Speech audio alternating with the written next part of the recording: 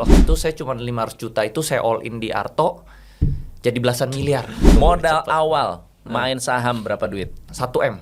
1 Modal awal. modal awal. 1M. Tapi 1M itu nggak langsung untung ya. Iya. Rugi dulu jadi 500 juta. Oh, jadi hilang separuh. Hilang tuh? separoh gara-gara Covid market crash. Wow. Tapi awalnya dikit-dikit dulu masuknya 10 juta, 10 juta. Saham apa tuh yang merugikan waktu itu? Saham-saham bagus waktu itu. BCA, BRPT. Malah saham bagus ya. Saham-saham bagus Blue karena chip tuh. market crash. Oh. Hancur semua. Nah, yang membalikan saya keuntungan tuh saya masuk di satu saham yang baru diakuisisi, namanya Arto. Arto. Apa Yes. sih? Arto itu berubah jadi Bank Jago. Bang Jago. Oh. Yes. Arto Bang Jago. Iya. Sekarang berubah nama nih si Arto jadi Bank Jago. Gokil dia naiknya kan? Gokil. Waktu itu saya cuma 500 juta itu saya all in di Arto jadi belasan miliar. Tunggu. Gimana tahu bahwa itu akan naik?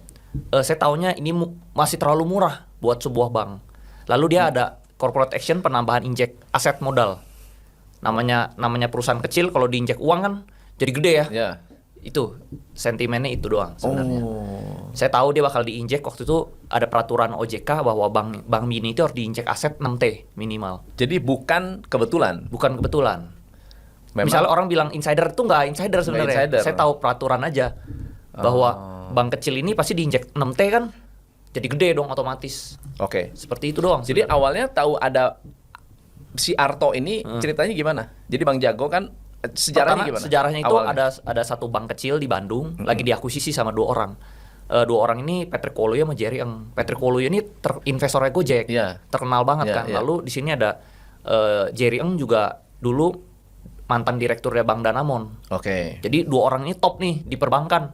Terus dia udah pernah bikin Bank Genius juga, gitu loh. Bank Jepang lah, bikin Genius gitu loh.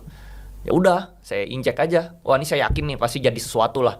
Nggak mungkin nih bank kecil diakuisisi sama mendapatkan- dua orang kaya ini Taipan nggak jadi apa-apa Tapi gitu. gila juga punya keberaniannya itu loh. Karena saya udah rugi 50%. Saya harus balikin dong. Balikin. Terus udah gitu kan 2020 bisnis mati. 2020 mati. Mati. Benar. Saya dulu bisnisnya impor ekspor ya. Mati, China lockdown. Udah harus all in-nya di sana lagi, nggak bisa di tempat lain. Udah saya all in di satu Arto itu. Meledak Artonya beneran. Meledak dari Meledak 500 dari juta jadi berapa? Harga saya beli 400 perak. Ya, Average-nya ya.